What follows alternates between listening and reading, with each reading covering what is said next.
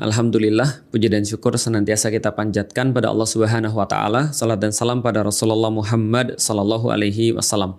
Teman-teman sekalian, dulu saya pernah main game. Gamenya judulnya Crusaders. Dan di game Crusaders itu biasalah ya, itu kayak game simulasi. Lalu kemudian kita harus kayak running sebuah kayak kita tuh bertindak sebagai kayak kepala gitu ya. Kepala negara, dan kita tuh running satu tempat tertentu atau running satu kompon tertentu lah, dan kita harus bangun segala macam dan akhirnya bangun militer lalu kita perang. Yaitu banyaklah game-game yang kayak gitu ya. Yang menarik adalah teman-teman sekalian, kalau kita bahas sebagai sebuah landlord gitu ya, kita tuh punya banyak sekali pendapatan. Makanya game-game kayak gitu biasanya ada nyari sumber daya tuh, resources, dan biasanya di awal-awal dia berebut resources. Resourcesnya ada apa aja? Ada batu, ada kayu, ada emas gitu ya. Lalu kemudian kita berebut resources di sana. Lalu setelah itu resourcesnya bisa kita jual untuk menghasilkan uang. Dan uang itu bisa digunakan untuk apa? Untuk rekrut militer, untuk kepentingan-kepentingan yang lain kayak bangun rumah, lalu kemudian bangun stronghold, bangun benteng, bangun barak, tentara dan segala macam. Ya pokoknya kita tuh kayak berusaha menjadi kepala negara lah ya. Lalu kita kayak ngatur negara kita dari mana pendapatannya dan bagaimana mengelola itu sehingga kita bisa menang dalam percaturan dunia. Walaupun itu cuma game, iya jelas. Tapi ada satu yang menarik teman-teman sekalian. Salah satu pendapatan di awal yang bisa diandelin itu adalah ketika kita bergantung pada pajak. Nah, jadi kalau di awal-awal itu pajak itu sangat berarti tuh. Alias kalau di game ya, nggak tahu kalau di dunia nyata ya. Kalau di game itu pajak itu adalah andalan daripada negeri-negeri di game ya sekali lagi ya. Andalan dari negeri-negeri yang masih terbelakang atau masih di awal-awal gitu ya. Jadi dia tuh ngandelin pajak banget. Karena pajak itu konsepnya adalah apa? Konsepnya pajak itu adalah pungutan wajib daripada orang-orang yang ada di situ. Artinya pungutan pajak itu sangat bergantung pada apa? Populasi. Maka di awal-awal ketika kita bangun negara itu di game-game itu pengalaman ya, kita itu memperbanyak populasi dulu, lalu kemudian setelah populasinya banyak kita pajakin tuh, dapatlah duit untuk pembangunan di negara itu. Tapi problemnya di game itu juga mensimulasi daripada kenyataannya. Setiap kali kita narikin pajak itu mereka menjadi tidak senang. Nah, jadi ada persentase kesenangan, popularitas tuh. Jadi kalau seandainya popularitas kita turun sampai di bawah 30% atau 20%, itu rakyatnya nggak mau kerja. Mogok gitu ya, atau bahkan nggak mau untuk bereproduksi dia. Jadi ini hidup dia susah, dia popularitas kita turun dan dia bisa revolt, dia bisa buat sesuatu yang intinya menghancurkan ekonomi kita lah. Jadi sebenarnya kalau konsep pajak di awal-awal game itu atau di negara-negara yang terbelakang di dalam game itu adalah bagaimana menjaga agar rakyat ini tetap senang dan juga mereka tetap bisa ditarikin. Kalau gampangnya, setiap kita naikin pajak mereka nggak suka, setiap kita turunin pajak mereka menjadi suka sama kita, dan akhirnya kita harus menjaga di tengah-tengah itu sebagai seorang landlord gitu ya. Nah, pertanyaannya, kalau kita mau majakin rakyat dengan pajak yang tinggi gitu ya, lalu membuat mereka tidak strike atau tidak berhenti atau tidak stop dalam bekerja, stop dalam bereproduksi atau stop dalam produktif gitu ya. Gimana caranya? Nah ini. Di dalam game itu ada semacam kayak menyediakan entertainment. Nah, entertainment di situ bisa jadi kita nyediain mereka hiburan-hiburan. Bisa jadi kita menyediakan kepada mereka religiusitas mereka, karena di game itu juga kalau kita misalnya bangun tempat ibadah gitu, mereka jadi senang tuh, dan ketika mereka senang kita bisa naikin lagi pajaknya mereka. Intinya adalah segala sesuatu yang mengalihkan mereka daripada kesulitan-kesulitan mereka atau sesuatu nilai yang menurut mereka bisa mereka pegang ketika mereka dinaikin pajaknya. Itu di dalam game. Artinya di dalam game kalau saya simpulkan, negara-negara negara-negara yang baru berkembang di awal-awal itu atau negara-negara yang masih terbelakang dibandingkan dengan yang lain, mereka pasti mengandalkan pendapatan yang namanya pajak atau pungutan wajib itu, atau bisa dikatakan pungutan paksa itu. Dan ini adalah satu konsep yang umum di negara-negara yang ada di dunia di kenyataannya, bukan hanya di game, karena game kan cuma mensimulasi daripada negara-negara yang ada di kenyataannya. Jadi pendapatan negara yang kemudian dari pungutan paksa itulah namanya pajak. Jadi seolah-olah seperti itu. Nah, problemnya adalah teman-teman sekalian, kalau saya barusan search tadi ya, ternyata pendapatan daripada pajak itu berbeda-beda. Misal ya, ada beberapa negara-negara yang mereka itu kalau kita lihat ini ya, beberapa data, ada beberapa negara yang benar-benar mengandalkan pendapatannya daripada pendapatan non pajak. Ada beberapa negara yang mengandalkan pendapatannya itu dari pendapatan pajak. Jadi kalau kita misalnya mengandaikan kalau negara ini ibarat sebuah rumah tangga, ya gampangnya gini lah. Rumah tangga itu kan bisa jalan kalau seandainya ada pendapatan, ada pemasukan untuk pengeluarannya, dan lebih bagus pendapatannya itu lebih besar daripada pengeluarannya. Lah kalau pendapatannya lebih kecil daripada pengeluarannya, maka ada beberapa strategi. Satu, meningkatkan pendapatan. Dua, mengurangi pengeluaran. Kalau nggak bisa juga berarti melibatkan pihak ketiga, yaitu adalah minjem gitu kan, minjem duit orang. Nah, negara juga sama sebenarnya.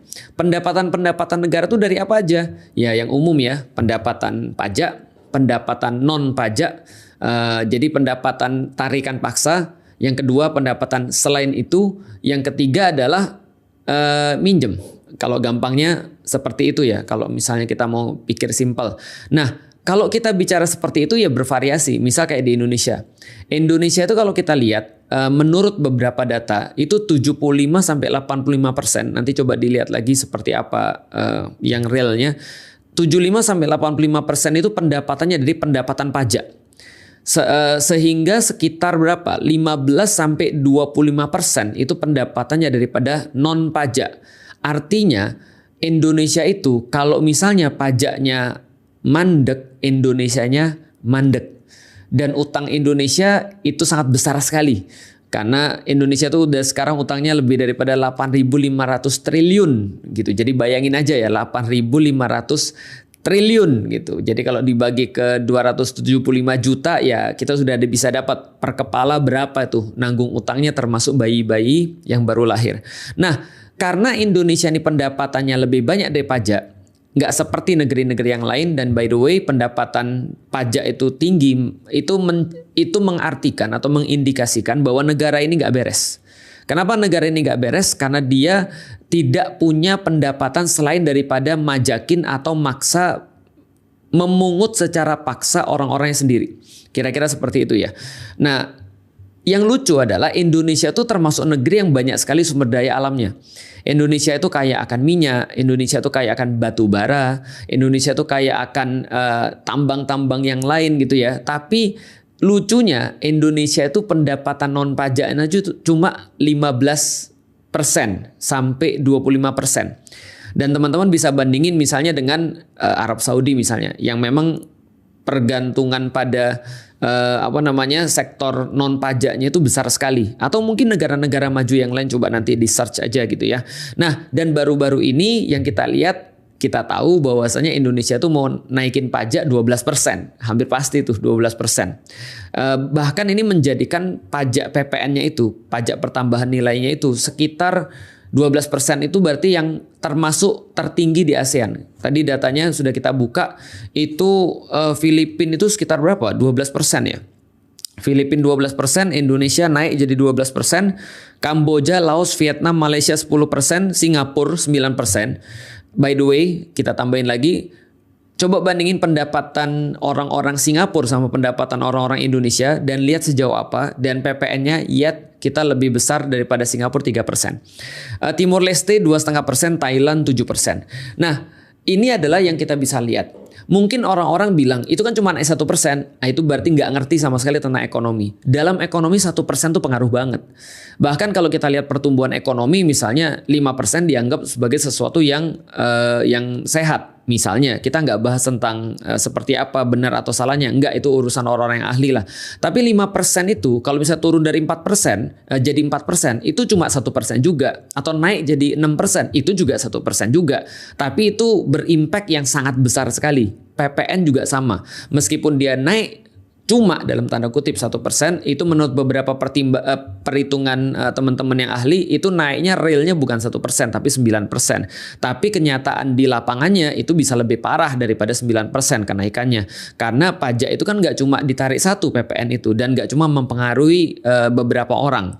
Katanya sih itu kan cuma untuk barang-barang orang kaya. Enggak ada pernah begitu. Namanya ekonomi itu berlaku pada semua orang. Karena orang kaya ketika dia terdampak pajak, dia pasti akan membebankan semua tambahan operasional atau semua tambahan daripada kegiatan ekonominya itu ya pada orang-orang yang beli produk dia, which is bukan orang-orang kaya juga, gitu kan ya. Dan kalau misalnya ada yang masih kekeh, itu kan cuma 1%, ya kita bisa balikin ke pemerintah. Kalau cuma 1%, kenapa lu naikin? Kalau nggak berarti nggak akan diambil dong. Kalau nggak ada rasanya nggak akan dong dia mau naikin, gitu kan ya. Berarti pasti ada efeknya. Dan pemerintah saat ini ketika naikin pajak, pertama pendapatan terbanyaknya adalah dari pajak. Kedua, dia naikin pajak untuk orang-orang semuanya lewat PPN, itu berarti dia in need, dia lagi perlu. Ibarat kayak gini lah. Ibarat kayak orang itu punya utang gitu ya, dan dia nggak bisa bayar, dia akan cari sumber-sumber manapun tuh yang bisa dia gunakan untuk bisa naikin pendapatan dia sehingga dia bisa bayar utang atau dia bisa membiayai seluruh keperluan-keperluan dia. Nah, ini yang terjadi pada Indonesia ketika dia naikin pajak 12%. Nah, kalau kita lihat lalu pengaruhnya apa? Banyak banget. Karena namanya ekonomi itu ketika kita ketika kita men-trigger satu titik, itu bisa berpengaruh di tempat-tempat yang lain. Kalau ada orang yang bilang enggak kok itu enggak pengaruh, yang sudah itu udah pengaruh banget. Dilihat aja, dan banyak akhirnya orang-orang nyesel ketika mereka mungkin saya nggak tahu alasannya apa ketika ada orang yang bela kebijakan-kebijakan semacam ini, tapi mereka bela itu kan cuma 12%, apa yang sudah kita berikan pada negara ya, dan seluruh bacot-bacot omong kosong lainnya itu, yang menurut saya ya akhirnya itu nggak terbukti secara fakta. Secara fakta kenaikan apapun itu sangat berpengaruh, walaupun cuma sedikit dalam tanda kutip, tapi tidak ada yang sedikit dalam perhitungan itu. Toh ketika mereka naikin 1% itu juga mereka mengharapkan dapat dari situ banyak. Belum lagi kenaikan ini dilakukan bukan ketika rakyat percaya dengan apa yang dilakukan dengan duit pajak itu. Karena apa? Korupsi itu sudah gede banget lah. Indonesia termasuk negara yang paling korup, kalau enggak yang paling korup di Asia, dan termasuk negara yang paling korup di dunia. Ini adalah kemudian kondisinya. Tadi saya lihat berapa tuh potensi data korupsi terkait pajak. Pada tahun 2023, Indonesia Corruption Watch mencatat 791 kasus korupsi di Indonesia dengan 1.695 tersangka. Jadi itu adalah kemudian ketika berkaitan dengan korupsi pajak. Artinya kalau teman-teman lihat juga, ya kita nggak usah ngomong banyak lah ya. Coba cek dulu deh petinggi-petinggi pejabat pajak. Lihat tuh rumahnya ada berapa banyak. Coba lihat mobilnya. Coba lihat kehidupannya seperti apa. Artinya sebenarnya kalau kita lihat, negara ini kayak nyuruh orang-orang yang susah, kayak nyuruh orang-orang yang sederhana untuk membiayai kepentingan orang-orang yang kaya, orang-orang yang pejabat. Ini kan kondisinya tuh. Maka wajar ketika kebanyakan orang tuh nggak setuju. Kalau misalnya mau disurvei, yakin lebih banyak orang yang nggak setuju daripada orang yang setuju. Dan kita masih sebut negara kita demokrasi. Nggak ada sih sebenarnya demokrasi. Sebenarnya ketika orang tuh mau naikin, ya dia naikin aja. Makanya Sri Mulyani kan ya sampai menggunakan seluruh dalil dan seluruh ide untuk bisa membenarkan pajak. Mulai dari kalau nggak setuju silakan tinggal di luar negeri katanya ya, atau apalah, untuk pergi dari Indonesia atau apalah, terserah. Tapi ini kan perkataan-perkataan juga sangat tidak produktif. Perkataan-perkataan yang tidak layak diucapkan oleh orang yang harusnya menjadi pelayan atau menjadi orang yang dipercaya oleh rakyat. Artinya kalau kita lihat ya pantas aja orang nggak peduli. Orang ngelihat korupsi di sektor pajak itu gila-gilaan, belum lagi di sektor-sektor yang lain, dan mereka sama sekali nggak merasa ketika mereka naikin pajak mereka atau mereka ditambah pungutan mereka itu terhadap sesuatu yang mereka rasakan itu hampir nggak ada. Jalan-jalan, lalu kemudian fasilitas-fasilitas, dan Untuk apalagi misalnya pembelanjaan negara IKN misalnya, IKN kan nggak dirasakan oleh semua orang. Terus kenapa semua orang harus nanggung misalnya? Atau beberapa korupsi-korupsi yang di bidang negara yang lain, kolusi, nepotisme, menguntungkan beberapa keluarga, beberapa segelintir orang ataupun kaum dan seterusnya. Ya ini adalah sesuatu yang membuat orang akhirnya juga nggak percaya dengan pengelolaan negeri ini, termasuk di dalamnya adalah tarikan terhadap rakyat, yaitu adalah pajak. Ya short story teman-teman sekalian, ketika kita bicara tentang pajak, sebenarnya ya saya secara pribadi bukan hanya nggak setuju dengan kenaikan 1%, tapi harusnya Indonesia itu kalau mau sehat ya tidak mengandalkan penerimaan daripada pajak. Bisa nggak? Harusnya sih bisa. Karena banyak negara-negara lain sudah mencontohkan. Artinya kalau kita bicara tentang sumber daya alam, kita berbicara tentang kemampuan kita untuk mengelola. Ya lihat negara tetangga aja misalnya kayak Singapura misalnya. Dia bisa kok untuk bertahan bukan full dari pajak. Atau dia bisa kok untuk menaikkan potensi dirinya meskipun kayak negerinya sekecil itu hampir nggak punya tambang gitu ya dibandingkan dengan Indonesia, tapi kok dia bisa untuk menempati posisi setinggi itu secara ekonomi. Nah mungkin itu juga yang harus kemudian dipikirkan oleh orang-orang yang ada di atas. Jangan suruh kita yang mikir, karena tugas kita melihat ada sesuatu yang menurut kita nggak beres, kita sampaikan. Dan jangan kemudian nyuruh apa yang sudah lu sampaikan kepada Indonesia, apa yang sudah lu beri pada Indonesia. Ya yang kita beri pada Indonesia adalah sikap kritis gitu. Karena kenapa? Karena bukan kita yang ada di atas, bukan kita yang ada di pemerintahan, dan bukan berarti ketika kita ngomong begini kita benci. Kita cuma mau ngasih tahu aja bahwasanya dalam sejarah pajak itu senantiasa menjadi salah satu faktor yang sangat penting dalam runtuhnya peradaban. Peradaban Romawi, peradaban Persia misalnya, raksasa-raksasa itu ketika mereka menunjukkan kemewahan di satu sisi, menunjukkan kepongahan di sisi yang satu, lalu kemudian di sisi yang lain mereka naikin pajak untuk membiayai kemewahan-kemewahan mereka.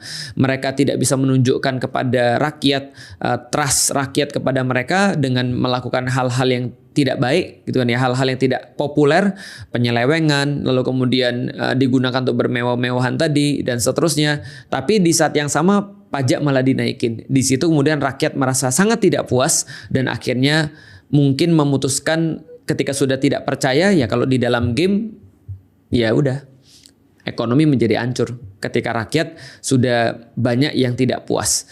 Kalau teori sederhananya ya semakin tinggi pajak, semakin besar juga beban yang harus dirasakan oleh pelaku ekonomi termasuk para pengusaha. Lalu kemudian mereka harus melakukan penyesuaian. Lalu setelah itu mungkin harus lay off beberapa karyawan, harus kemudian mengurangi beban-beban itu dengan cara apapun. Akhirnya ketika banyak pengangguran muncul kriminalitas karena orang harus mencari uang dengan cara apapun yang mereka mau karena mereka nggak punya pilihan yang lain. Ya lanjutnya ya teman-teman sudah tahu sendiri.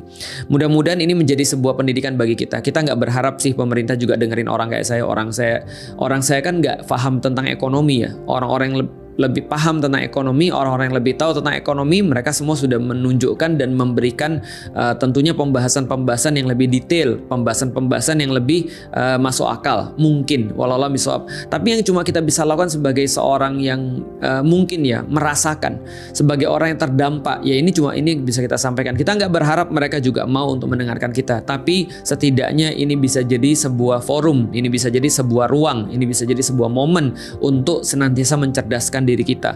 Jangan sampai kita bisa untuk dibodoh-bodohi dengan kata-kata tadi cuma 1%.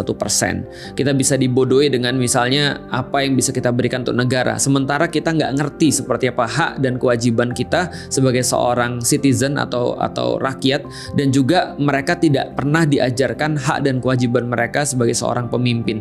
Dan kita nggak pernah bisa untuk menyampaikan apapun kepada bahkan masukan. Jangan sampai kita dibodoh-bodohi seperti itu. Minimal kita bisa tahu dan minimal kita punya sebuah budaya untuk senantiasa mencerdaskan diri kita, mencari tahu dan juga mempunyai opini terhadap sesuatu. Mudah-mudahan bermanfaat. Nanti kapan-kapan kita bisa bahas, dan mungkin teman-teman yang lain juga yang sudah lebih ahli juga bisa bahas bagaimana Islam kemudian mengadakan pengelolaan pendapatan di dalam negaranya dulu, ketika dia punya negara dan rakyat-rakyatnya tidak terlalu banyak dibebani dengan pajak.